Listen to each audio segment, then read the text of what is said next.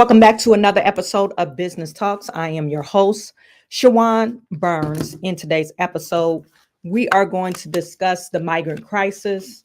There were some reports that came out yesterday on eviction notice to illegal immigrants in Chicago. And I guess they have this rule that you have to, or you only could stay in a shelter for 60 days. They don't really take account of how long it takes for them to process these illegal immigrants, I guess, to get them shelter and find permanent residence or even to find a job.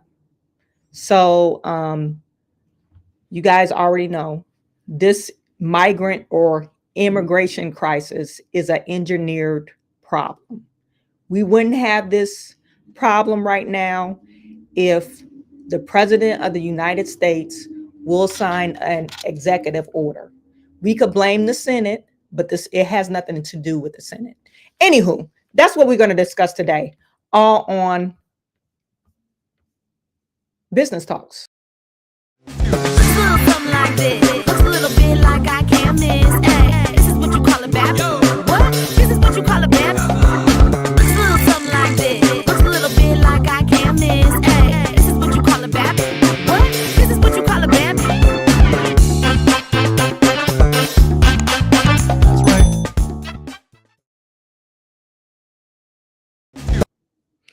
right. So we're going to discuss the migrant crisis. Governor Greg Abbott, he is he's the governor of Texas, okay? He's been given the migrants or bussing them out to these Democratic-led cities. We could say they're Democratic-led cities, but no, these cities put their hands up and they're legally what we call sanctuary cities.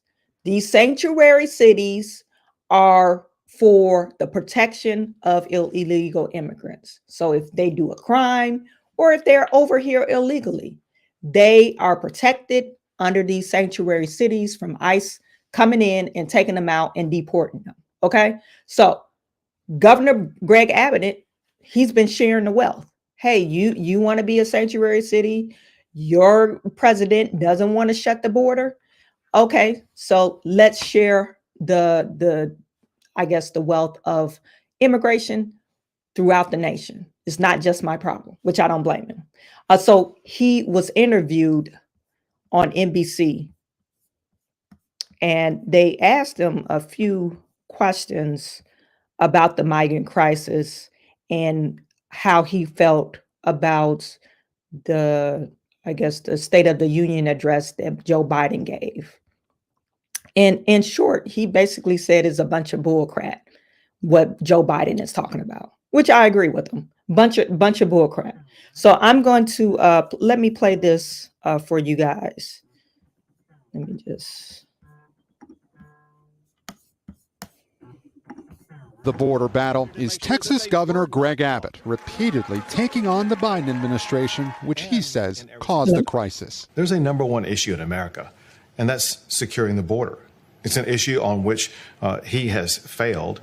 We spoke with him late today in Austin. On a scale of 1 to 10, how would you rate President Biden's State of the Union address? I give it an F for failure.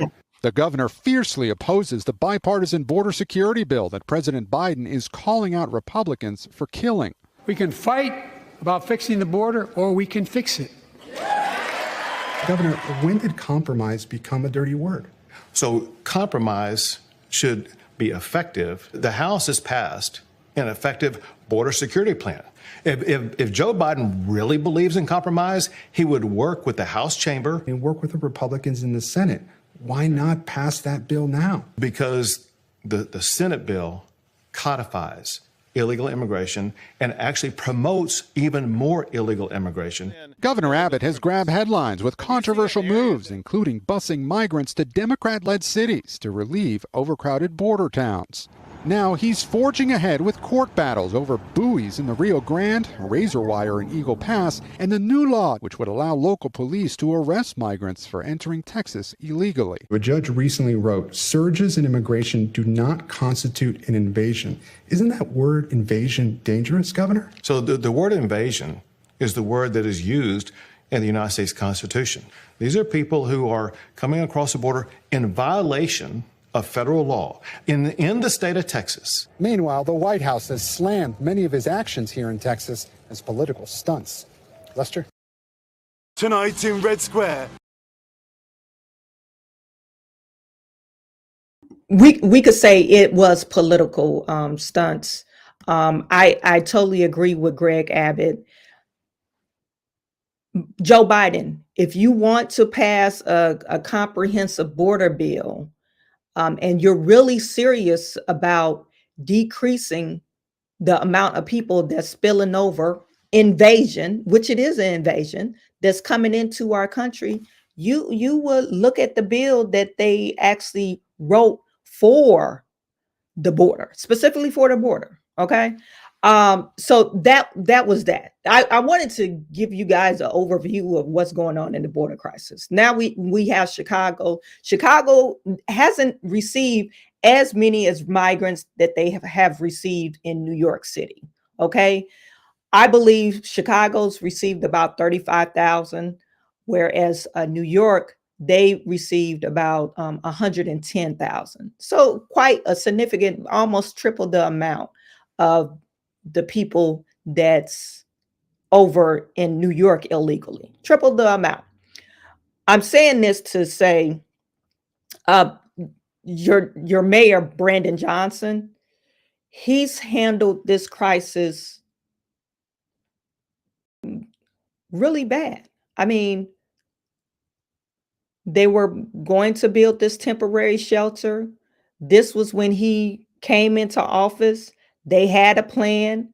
They bought a site up, and this site had some contaminants, all kinds of stuff. So anyway, this is what that they have to deal with. So they brought the migrants over, and they're telling them, hey, you got 60 days or you're going to get kicked out. But you're going to kick them out on the streets. Okay. Let me just play this this story for you. Share this tab with you. Some migrants are evicted from city-run shelters. It's part of Chicago's new 60-day limit on shelter stays. But earlier this week, the city issued thousands of exemptions to migrant families with children. NBC5's Randy Gyllenhaal has the latest. Some Chicago migrant shelters evicting migrants after the 60-day wait. On this brisk and windy Sunday, some of them, unclear how many, but mostly men, are now outside. It's a lot of not good answers, and people out there being left in the street. And the policy getting pushback from advocates who think it's not reasonable to expect new arrivals to find housing without jobs. We think that if folks aren't able to get work authorization, they don't have rental assistance, they're most likely ending up homeless. Alderman Andre Vasquez warns we could see more tent encampments pop up around shelters, but the mayor's office says migrants forced out can always go to the back of the line and start over. They can return to the landing zone and request another shelter placement. If there's a placement available, they'll be able to do that. Some may choose to move on. And more evictions are coming, but with new exemptions. Families with children or people exposed to the measles outbreak can request 30, 60, even 90 more days, with a new rule, too, that all must get the MMR vaccine amid the troubling outbreak. Requiring that anyone who stays in the shelter must be vaccinated for measles. What actually would solve a lot of the problem would be President Biden issuing work permits for all through executive order. At its core, it's all a question of how migrants can pay bills without legal work. It's making sure that folks who come here, like every generation folks do, are able to work and become part of our nation. Over the coming weeks, more evictions will be staggered among Chicago shelters. We could see some 1,700 evictions by the month of May, with no real answer yet about how those people are expected to pay rent or even qualify for an apartment. Reporting downtown, Randy Gyllenhaal, NBC5 News. Getting a business loan has never been easier.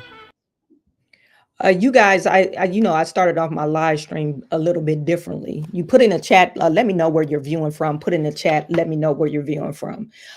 So you have this engineer crisis. They're saying they're expecting to see at least about 1,700 more people being evicted. They're putting stipulations on these illegal immigrants.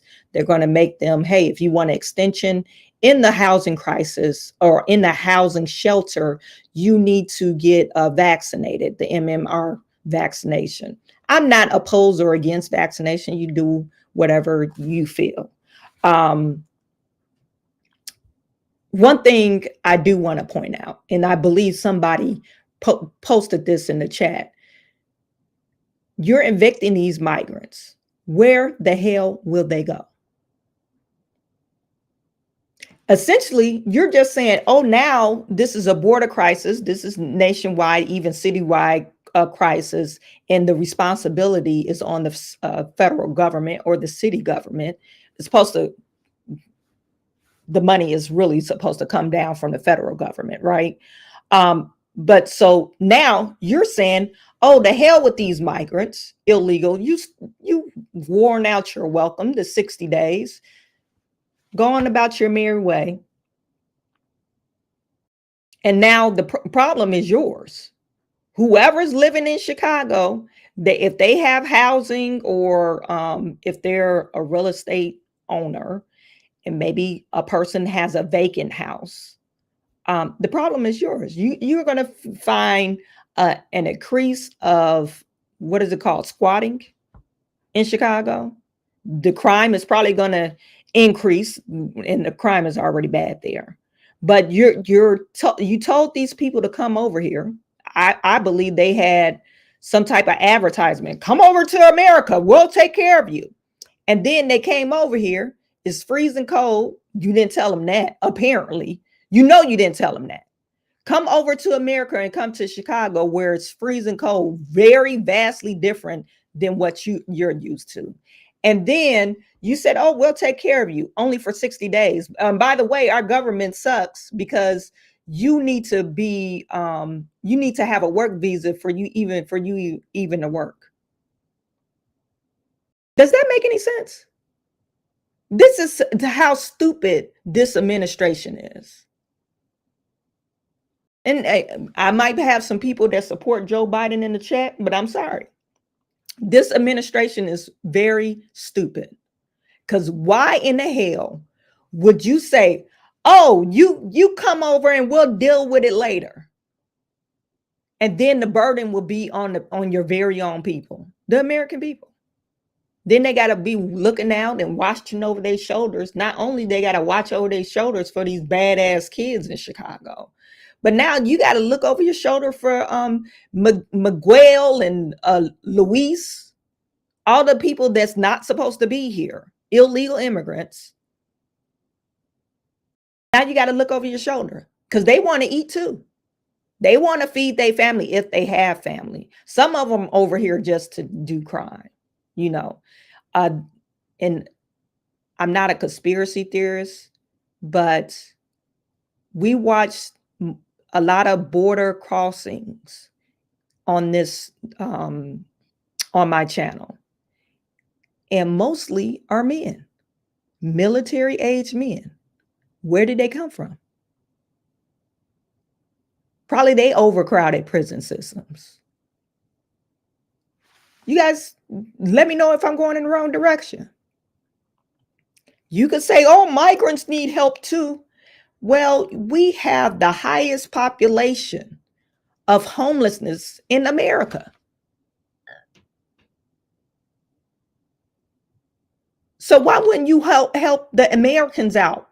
The people, veterans, a lot of veteran homeless people. Some veterans can't even get access to their health care. You have senior citizens that don't have access to health care or can barely afford food. But you have this engineered problem, and now is going to be the burden of your people. Let me get to some of your chats. Lamar Copeland is in the building. Kennard, the DJ. Sheila Bear, I agree with you. Good morning, inmates. F FJB. You know what? For the longest time, I didn't know what FJB was. And then when I found out, I was like, oh my God, I'm so sophisticated. I can't say that. Great reporting. Thanks, young lady. You're the best. Yeah, FJB. De Niro Sparto. Good afternoon, Chawanne, and chat as you all enter another informative and intellectual live. Thank you.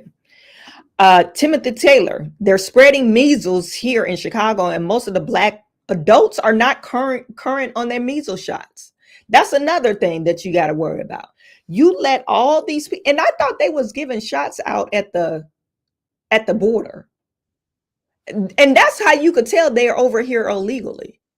Because I thought part of the process before they, when they get their paperwork and, hey, you want citizenship? Are you here?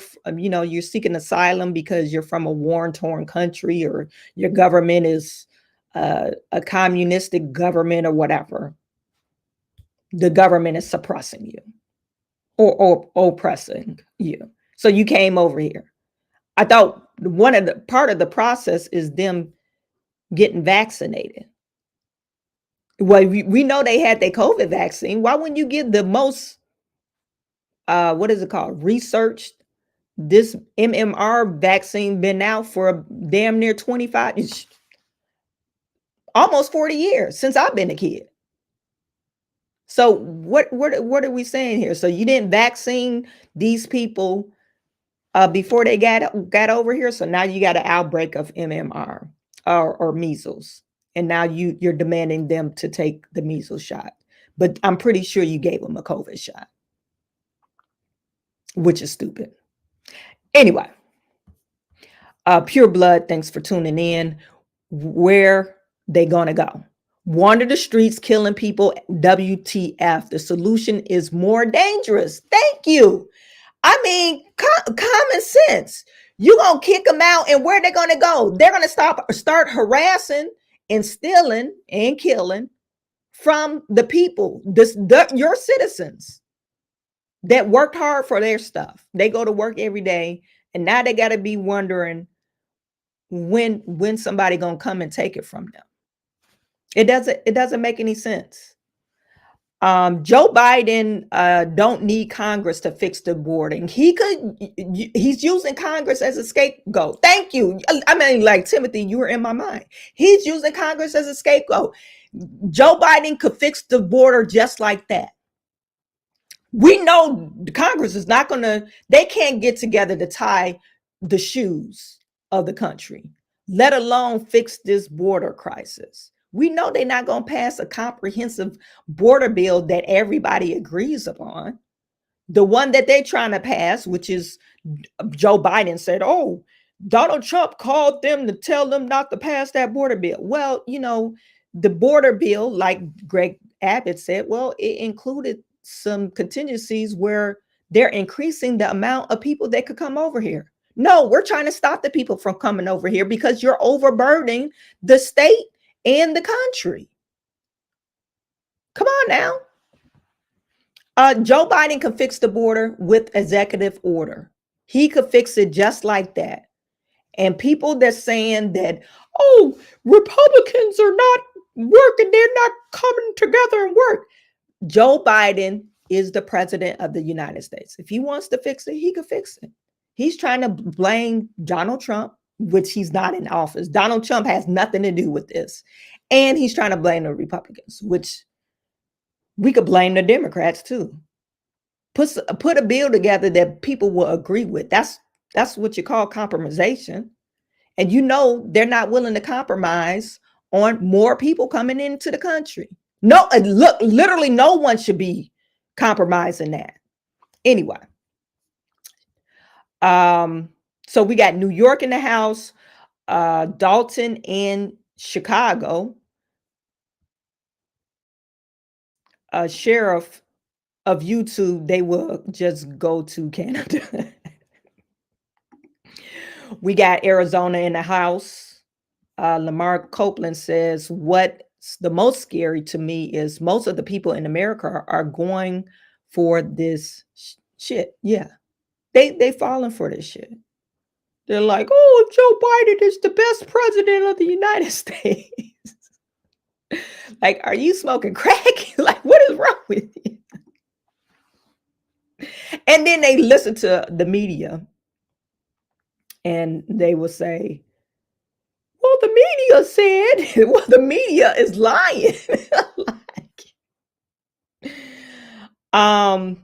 So yeah, so you have this border crisis, and then one of the aldermen, which is, I totally agree with him. You know, I'm not here for them to be over here, but now they're over here. What are you going to do? You're not willing to deport them back. Hopefully that's what eventually will happen if they're illegal over here. When the president, Donald Trump, is elected, that's what he's planning to do. But what are you going to do between now and November? Or no, we could say January 2025, because that's when they take over. What are you going to do? So you just going to let them lord the street, harass people, rob, kill, and destroy other people's lives in the interim? It doesn't make any sense. Now, despite Chicago spending nearly $300 million on migrants, they spent $300 million on migrants. Can you imagine? You spent $300 million on migrants, food, shelter. We could say health. That, I guess they've been going to the doctor. But why the hell do you have a breakout? So where is this money going to? How much does a vaccine cost, especially the MMR? Isn't that like $9 to get? So what for 35? And we're talking about just Chicago. Chicago spent $300 million as eviction begins. Chicago's is approaching $300 million spent on migrant crisis since the first bus arrived in 2022. Nearly 2 years, more than 11,200 migrants are in city shelters. What have you done with the money?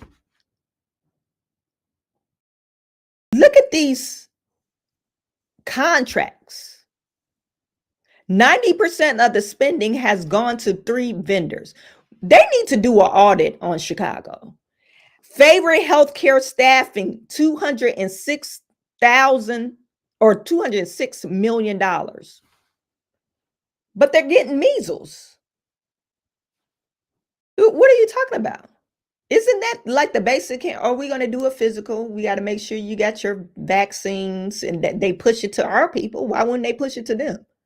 You got to make sure you got your vaccines, your health, or, check to see if you got whatever ailments or whatever. $206 million. That means now they're saying that what is the, I think this number is wrong. Oh no, they're right. 37,000 migrants have arrived. I just want you guys to wrap your head about the amount they're spending per person. Okay, we're saying 206.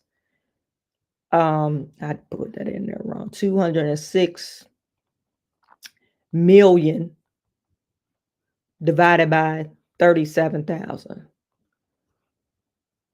You're telling me you're spending $6,000 on a migrant for healthcare. That's their budget. They're budgeting $5,567. That's what their budget is. What the hell is equitable social solutions? Do they do anything? When you hear the word equitable, that's a bunch of bullshit. This is probably a money laundering scheme. We need equitable solutions. No, you don't need equitable solutions. You have, what is it called? CPS, Child Protective Services, and just the general, I forget what, for aid or whatever, Medicaid and all that stuff. Social workers, that's what I'm getting at. You have social workers, and I'm assuming, okay, maybe they got an uptick, they need more staffing. Do you need $45 million worth of staffing? Like, come on. Do you guys get what I'm getting at? Like 45. So that means you spent on equitable solutions to do what? Don't know. They didn't put in there. That means they spent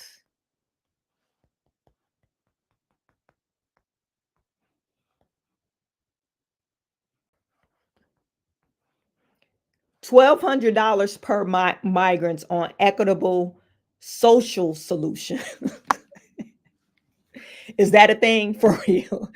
I need to find me. I'm going to change the name of my company. Equitable Social Solutions LLC. That's what I'm going to change my company name to. Maybe I'll get more government jobs if I name it equitable and social. Put that in there. I'm telling you, I'm going somewhere with this. Open kitchens. Open kitchens, that's the place that they're giving vouchers, or not vouchers, but contracts to vendors to serve food at the housing place. Okay. Some of these vouchers, or some of these kitchens or restaurants are, your Brandon Johnson, he made a point that he wanted to distribute this money or grant contracts to what is it called? People of color.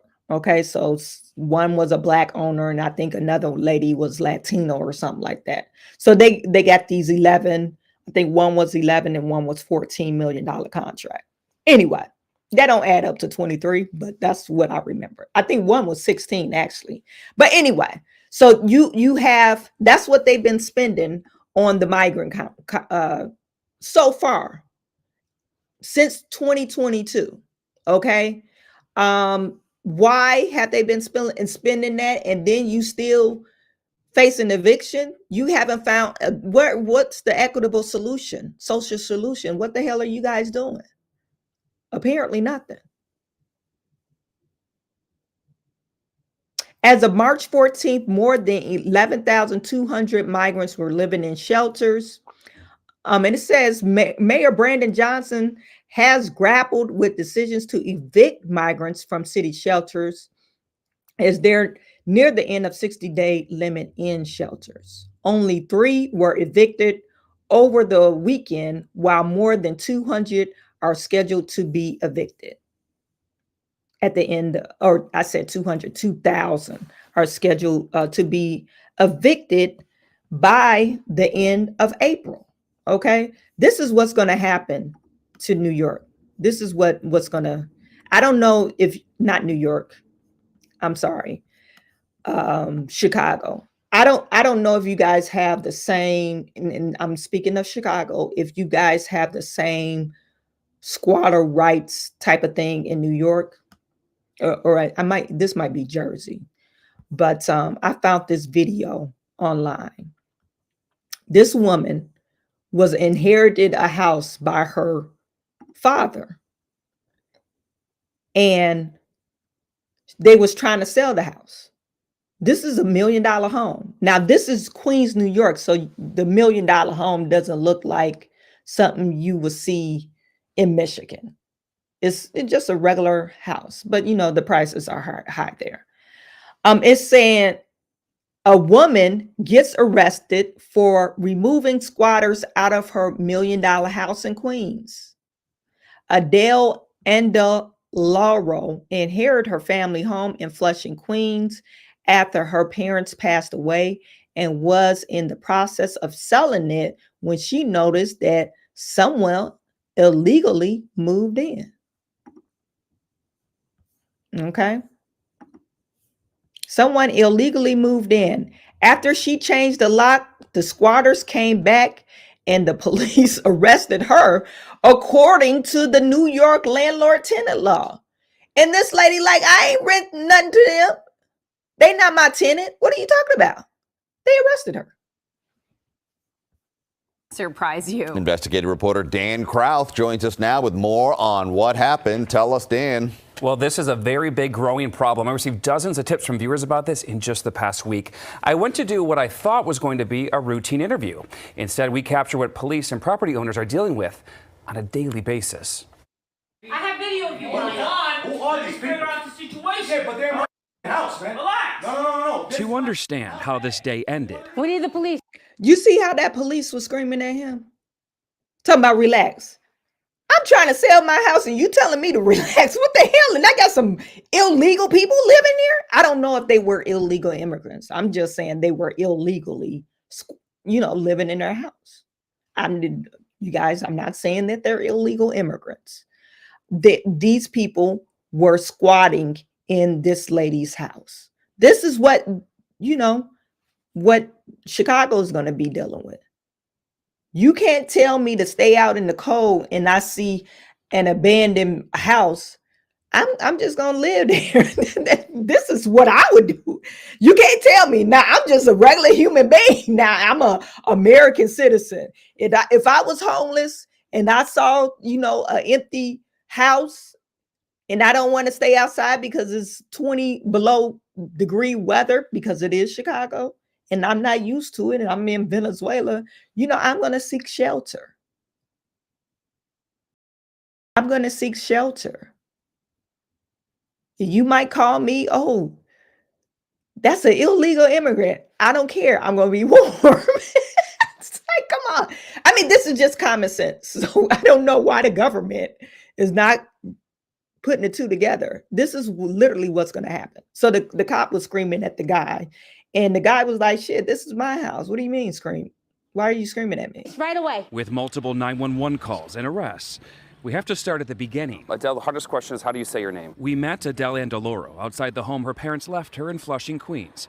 She's in the process of selling it. No, he locked it. But she's been locked out. She claims squatters moved in on February 6th and refused to leave. What's it like being here knowing you can't go inside of your own home? It's enraging. It really is. In New York, squatters have rights after 30 days. By the time that someone does their investigation and they do their work and their job, we'll be well over the 30 days, and this man will have stolen my home. And now she's back. Just after wrapping up our interview, a woman showed up. What are you doing in the house? Are you renting this house? Why are you here? She unlocked the front door, saw our cameras, and took off. It's open. Let's go in the house. It's open. Adele and her daughter, with the property deed in hand, went inside. This is my furniture. These are my curtains. She didn't just find her belongings inside. There's a man sleeping right there. Get out of my house. She found two men. How long have you lived here? I moved in about 2 days ago. They've called the police on me, and I've called the locksmiths. I didn't come in illegally. The door was open. Police started interviewing neighbors and looking for documents. Do you have something that shows that you've been here for more than 30 days? They took the man who told me he had been renting for 2 days out in handcuffs They got one out. and escorted the other guy off the property. Now you're afraid to come out. I'm not coming out. This house is empty. This is my home. My locksmith is on the that's corner right. waiting to change my locks. And that's not fair. It's not fair that I, as the homeowner, should be having to go through this. How you doing? Minutes later, a locksmith showed up, but police gave her a warning before they left. I may end up in handcuffs today if this man shows up here and says that I have illegally evicted him. I said to them, let him take me to court the way I've been told to take him to court. But today, I'm not leaving my house. Less than 10 minutes after police left and the locks were changed, That's not going on. the man who claims to be the one actually leasing the house shows up. Call the police again. With the other guy, police took off the property. Do you see this? This guy just literally broke down my door, broke through myself and my daughter to get in here. This guy just forced himself into my house. No, he did not. Yes, he did. No, he did And not. so did you. Ma'am. You broke through the front door. Officer. The man called the police on her. So why is it that I have to leave and he doesn't have to leave? Because technically he can't be kicked out. You need to go to court. They consider this a landlord-tenant issue. And by law, it has to be handled through the housing court, not with police. If you own this house, you would not want her inside. I don't own the house. I don't own it. Exactly, Yes. she does. Yes, but then once again, you should know how the law works. I do And know how it there's- works. There's rules to the as you got to go to court and send me to civil court. He says he signed a lease in October, but wouldn't tell us with who. I got proof longer than that. Show us the proof. But who are you for me to show it? I showed it to cops. Dan with Channel 7 News. If you don't want to show it, you don't want to show it. Cool. Come here, brother. I like that. I would like to see it. He didn't show me a lease. This is a bill. A bill for work he says he had done to the house. He didn't show police a lease either. The police department doesn't have the lease? No. He's got no documentation. Just bills. So Adele, you're getting arrested right now? I'm being arrested For what? for being in my own home. And where's your lease? She's fighting the house. It's not her house anymore. My deed That's is what was current told and to her. legal. Arrested for unlawful eviction. She changed the locks on a man who claims he lives there. So how does this all end then? When do you leave? The way it ends is either she pays me my money that I put into the house, pay me the money, and I'll leave, or send me to court, and we deal with the judge in court. It's that simple. It's not that simple. It's a long process. Evictions can take close to 2 years to complete. Can you imagine that? Can you imagine having a house and you was willed the house and you trying to sell it and somebody decided to move in and they claim that, oh, I've been here more than 30 days. Didn't have any documentation, but they still took his word over her word. And you get arrested. That's some bull. That's some bull crap. How you gonna evict somebody who ain't your tenant? I ain't never said he could live here. We never signed a lease. I didn't rent my place out. I'm trying to sell it. That shit is crazy. That's some crazy ass shit. The guy doesn't live there. I do, or Chawanne lives there. Anybody could say that they live there. They're stupid cops. Yeah. Anybody literally could say that they live at their house. At this point, I mean, at this point, everybody should go to New York and find a vacant house and say, hey, I live there. New York is probably different because, you know, they have a problem with housing. It's too expensive. And then it's probably a shortage, maybe, allegedly. It's probably a shortage. So I believe Chicago is going to face that same dilemma. Let me just go back to this report. It says the data from Illinois' comptroller shows that the state has spent more than $58 million on asylum seekers. This doesn't include other funding sources such as medical assistance, rental assistance, or other benefits from local governments. Johnson previously drew criticism for planning to use Brighton Park location polluted with toxic heavy metals as a site for a tent camp to house new arrivals. An Illinois Answer Project investigation found that Chicago had failed to spend $44 million of its $52 million in federal pandemic relief funds budgeted for the homeless. What? I'm telling you, corruption at its finest. What are you doing with the money? And that's why they're not allocating the money or spending the money where it's supposed to be.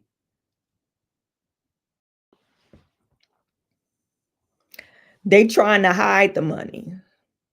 They're going to use it for something else, for their own little deeds. Johnson claims Bring Chicago Home will give the city money needed to fight homelessness. Before taking millions more from residents, the city should examine how it can be better use $44 million in federal dollars it still has, or the $200 million in its budget for homeless relief that there still is, they still have a problem. This is a tax policy. They're coming. As a matter of fact, I think they're voting today. If you're in Illinois, your vote is today.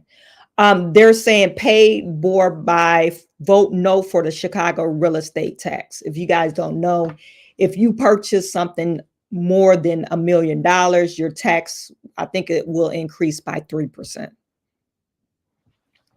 3% is not based off your income. It's just if you purchase a real estate property, it could be commercial or just a regular home, your taxes on your real estate will be increased by 3%. I guess that's supposed to generate some more money for them to misuse. Let's put that out there. For them to mismanage or misuse or hide or spend on their own personal piggy bank fund in Chicago.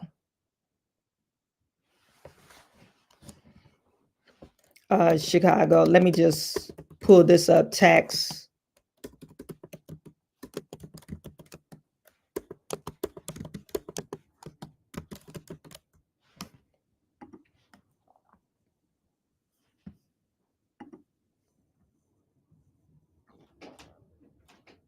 And actually, this was proposed back in September. I don't know if you guys remember me talking about this, but this was proposed back in September. And of course, it's coming up again. They put it on the ballot, and they're talking about this is what they're saying about that. Let me just enlarge the screen. Controversial measure to raise Chicago's real estate transfer tax on high-end properties has passed the city council and will head to voters in March. So correction, it's a transfer tax. So I'm assuming if you purchase or transfer the deed to somebody, I'm not for sure how that will work. The proposal, known as Bring Chicago Home, would raise more than $100 million, they say, to pay for homelessness prevention in the city. Jeff Baker is the CEO of Illinois Realtors. He joins us now to talk about this. Your organization is against, and one of the points that you all make is that if homelessness prevention is so important, this real estate transfer tax, as we've seen in the last year or so, pretty unreliable. It's very unreliable. Transfer tax revenues for the city ebb and flow with the market. 2021, 2022, and the market was doing a lot better. Obviously, revenues were higher. 2023, much lower. So if it's a priority, then it should be tied to something that's more consistent and more reliable. We would also point out that there's existing funding already in place for homelessness services. There's existing programming. The city actually received about $200 million in federal funding during COVID. That hasn't been spent yet. So there is money out there, and we all believe that it should be prioritized. What we want to see is a concrete plan put in place that figures out how we're going to spend that money so the homeless can get the help that they really need. All right. In the meantime, people are trying to wrap their arms around this and exactly how this would work. So for the average home buyer or the average consumer, what would it mean for them? Yeah, so what's being described as a tax cut in some circumstances is actually a rate reduction. So for properties under $1 million, you're only going to be looking at about a $200 reduction in closing costs. It's really not that much. Properties over $1 million or over $1.5 million, which in the city of Chicago, it really doesn't take much to get over that threshold. You're talking the convenience store down the street, gas stations, dry cleaners, your 2 or 3 flat on the corner. They're going to see 200 or 300% increases in their transfer taxes. That's going to hit obviously some commercial properties a lot harder than some residential properties. And we all know the commercial market in Chicago has suffered a lot in the last year. That's a great point. I think Lourdes has done some reporting on the commercial real estate market and how, whether it's hotels or other commercial properties, have really struggled, many of them going into foreclosure. How do you foresee an increase affecting downtown high-rises, for example? It won't be positive. And what we have seen in other cities and states that have tried to enact similar proposals as this one is increases in transfer taxes almost always in the long run result in lower property valuations. Lower property valuations then lead to higher property taxes across the entire taxing district. So while Some may argue that this is going to result in lower real estate taxes. It actually on the net is going to increase real estate taxes, and that's why we're trying to get the word out to as many voters as possible. But this, has the potential of passing come March. So I'm wondering, how do you continue to work to address this issue and this transfer tax if we do get to the point where it does pass? Yeah, so Illinois Realtors is one of the largest housing advocates in the entire state, and we never stop working on, that's what the Realtor members take pride in belonging to, is an organization that never stops working on these issues. So no matter what happens in March, we won't stop being a part of the conversation, trying to figure out solutions that provide real homelessness solutions, real affordable housing, and addresses some of the housing inventory crisis. So meaning how that money would be spent. Exactly. Okay. We have about 20 seconds left. It's been a tough year or so with interest rates for the residential real estate market. What are you seeing in Chicago and the suburbs in the next few months? I'll tell you what we're looking forward to are the anticipated rate reductions, interest rate reductions. So if we see those coming in spring and summer, then the market should start to rebound some more. All right, we'll see. Thank you so much. Thank you. Yeah, I don't know how the rate reduction is going to happen. But anyway, one thing I do want to point out is that, your Mayor Brandon Johnson, as far as getting a plan together, he's not the guy. You could tell the way he's running Chicago as a shit show. Oh, there's a fire. Let's talk about this. But we haven't seen no plan put in place for nothing. Migrant crisis, homelessness. It seems like they're reacting to stuff instead of actually, you got all these goals, but it's like, oh, you're not even working on them. Like and I don't know who Brandon Johnson has in his corner. Do they have any city managers or who would take care of that? But he hasn't did anything. How the hell do you have $200 million just sitting there and you haven't spent it?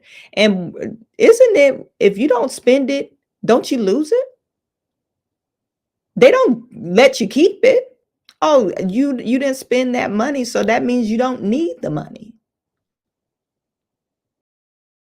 Now, I haven't talked about city of Detroit, but I hear that's going on in the city of Detroit.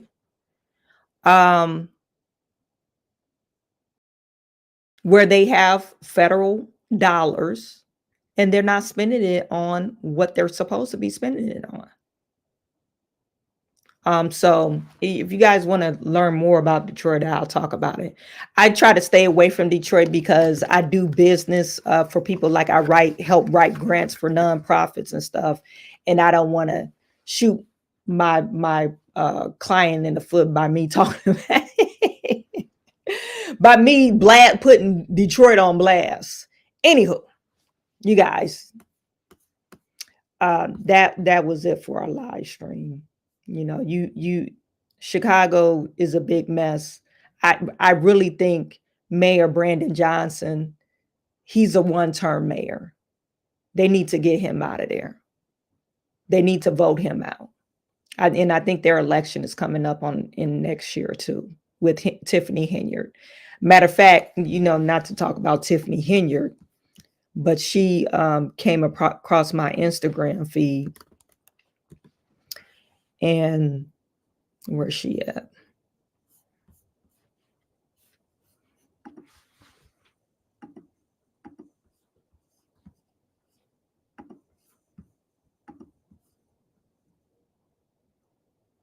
This primary ballot, everybody that she's endorsed. I would suggest if Tiffany is endorsing these people, you might want to find somebody else to vote for.